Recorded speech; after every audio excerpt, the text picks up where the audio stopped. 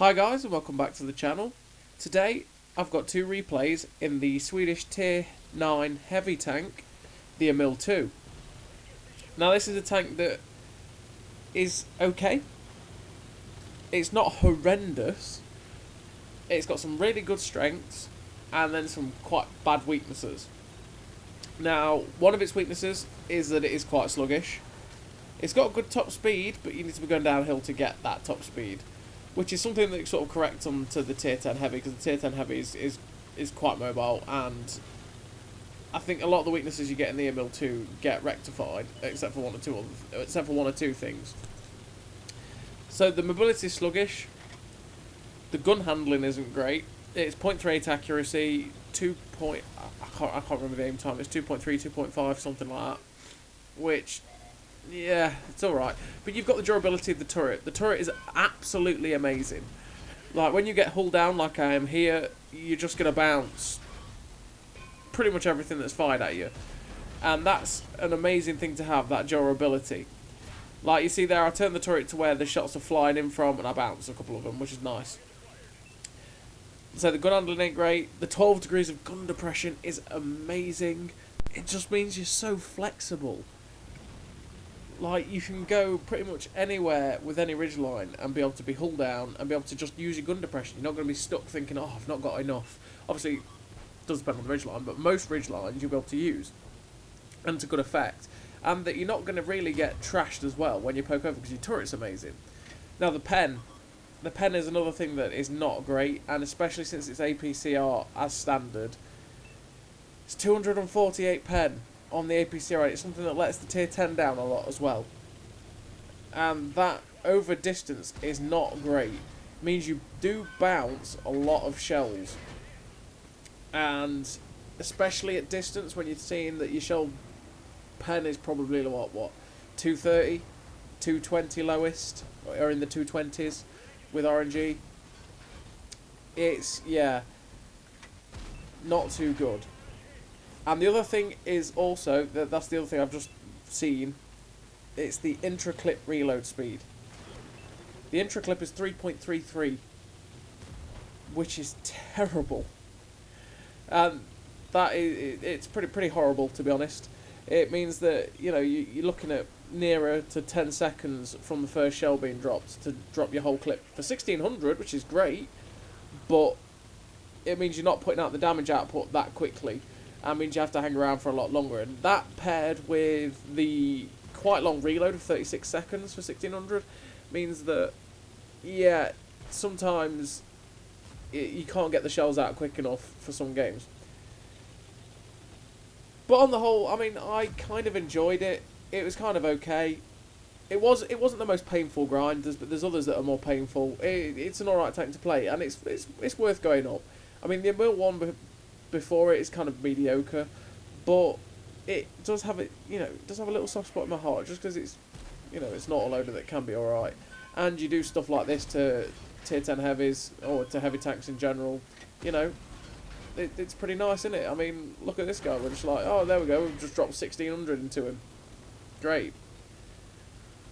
So we're on Fjords in this first game, and we could not progress any further than that little ridgeline at C4 when we first started the game, because we spotted the backchat spotted us. We couldn't move up any further because they had already had people there. There was already people that are progressing now out of B7. They were already there to shoot us. It was a whole bad situation. We had absolutely no control. They've had control everywhere, and there was not much we could. There's nowhere we really could go. Like, if you pushed forward to where I wanted to go, which was E4, we'd just get shot to pieces while we're in the reload. Like, all we've had to keep doing is keep trying to push into places where we can get shots at different people. Like, we went from helping this flank, because there was no shots anywhere, to trying to help the guys down at J3, and by dropping a clip into the E5, trying to help them. There's only so much we can do with the long reload, and unfortunately, the team's collapsed. Just generally because their team's aggressiveness, really. Their team taking the key positions so quick meant that we couldn't get anywhere. Not our team couldn't get anywhere. We kind of got bogged down in just kill zones, really. And we all got farmed, pretty much. Now I've fired my last clip out. I've got 4.9k damage. I know that I'm not going to drop now. I'm in that zone where I'm probably going to go up. And there was absolutely nothing I could have done at that end section. It was just... my reload's too long and there was too many of them left, so we just ran out to die.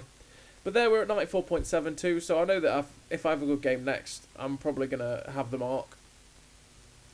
16 shots fired, 13 hits, 13 pens. Nice ratio for the gun, like I say, but most of it we were firing at a decent range anyway. So we're in the next game, and we're on that map that we see 24 hours a day, 24/7, every day of every year, Sunset Coast. See it all the time. And we've got the wonky spawns. I mean, I really don't like Sunset Coast. Sunset Coast is it's a crappy version of Airfield. But I think as well, if they just left the spawn, if they'd just gone with normal spawns and kept them at like F1, F0, you'd probably get more used to it and you'd probably get a more coherent play through of the map, if you know what I mean. Because the fact that there's 3 different variations of standard battle with 3 different places to spawn, I think it just destroys the game style on them, or the meta on the maps. You know, I mean, there's not much meta nowadays as much as there used to be sometimes, in the fact that people do just go to random places. But there'd be more of a consistency to it, because I mean, there's one variant where they spawn at C1, we spawn at J0. There's this spawn, and then there's normal spawns where we spawn at F0, they spawn at F1. So people don't tend to take notice of that sometimes, and they'll just drive to the same spot anyway that they've had success with, which is fair enough. You know, it's kind of what you've learnt to do in the game. You know, if you've used some positions to effect on the map before, then you think, oh, I'll go back there in my tank that I know I can do something with. But the thing is, the spawns drastically change what those positions can do, and people tend to get caught out and blown away. Like 13105 rushed down to C1 to go spot. He's probably done that before, but he couldn't get there because their team spawned in that corner and got, that's the corner that they can control. And in this variation we're on now, it does tend to happen that the red base will go down JK like they are now, and our team will rush up the C line. And then there'll be a little bit of fighting around here where we are now. So like, I'm using my turret and gun depression right now to try and pop more shots in.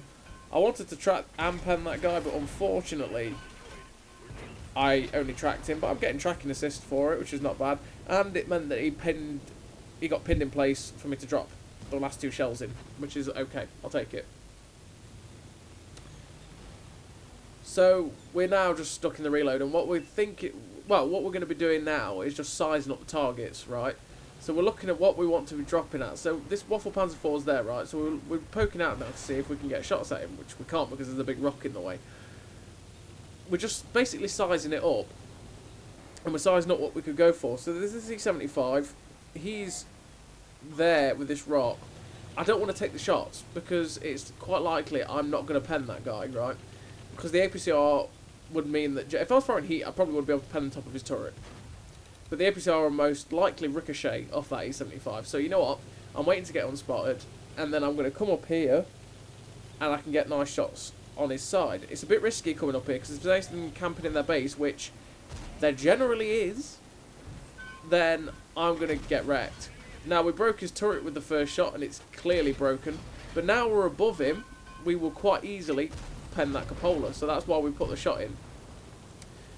Now, we got quite lucky that we broke that guy's cupola because we reacted quite quickly to the threat of us dropping our clip into him. But the fact that we broke his turret meant we got more shots into the side, and it made it easier that he wasn't going to be able to retaliate to us, really. But now we're stuck with the reload again. But we're at 3.5k, so we're doing quite well. I think I'm about at the threshold to hold and to go up probably like 0.10, 0.20. So probably 0.10. I'm pretty happy right now. I just know that everything else in this game is gained, right? So I'm trying to get some shots into the back of this E75. Then I don't know why I didn't think of the Conqueror in the first place. But yeah, I probably could have farmed the Conqueror easier than the C75, but and the E75 wasn't looking. The Conqueror was, so the Conqueror shot us. So, yeah. But, I mean, we got the full clip in, we got the full 1600 in, so we're now up to 5k. And I'm now thinking again that I'm at 5k, 5.3k combined if you count the tracking. I'm probably crossing the line now, you know. If I get another 2 or 3 shots, definitely guaranteed. Definitely guaranteed. And so I've been getting a little bit frustrated with the Emil 2, because the Emil 2 can be like that, in the fact that its pen ain't great, and it can be just frustrating with the gun handling. So you can drop clips and just not pen anything for quite a while, unfortunately, and it was getting a little bit frustrating in that way. This 257 is a bit of a awkward one to pen with the APCR. With the pen over that distance, it's more likely we're not going to pen him doing that, but yeah. So we're reloading the clip again, and we're just trying to decide where we're going to go. We know there's a medium tank up at G2, so it was thinking, well, should I go the outside, get the TD that's E3, and then it was like, no, you know what, actually I'm going to go up the outside. It's kind of risky, because those that are at G9, if I get lit, could get shots at us, but yeah, we made the decision, you know what, I've got to go up. I'll go up this way and see if we can get more shots at different places. And there's the TD, the SU-12 2254, and unfortunately that shot derps. And I say I am literally looking to get an extra 2 to 3 pens. At this point, this game is pretty lost, and unfortunately, we get shut down by the SU-12 2254. But I mean, I was pretty confident that I had it. I just wanted to make sure that I get 1 or 2 more shots. And so I overexposed myself to that guy, and he unfortunately shut me down. I'd already resigned myself to the fact that this game was a loss, and I just wanted those extra shots. I didn't expect that TD to be there, hidden in that corner, but I mean, there seems to always be people hiding in the base on Sunset Coast. It just seems to be the way it is. But as you see, we got high caliber. We got the 3rd mark of excellence, 5.8k damage. Unfortunately, we lost that game. Obviously, you never like to lose, but at the end of the day, the consolation prize is the 3rd mark of excellence, and it means that we don't have to suffer anymore, really, to get it. So as always, everybody, I hope you enjoyed the video. Thank you very much. I'll see you next time.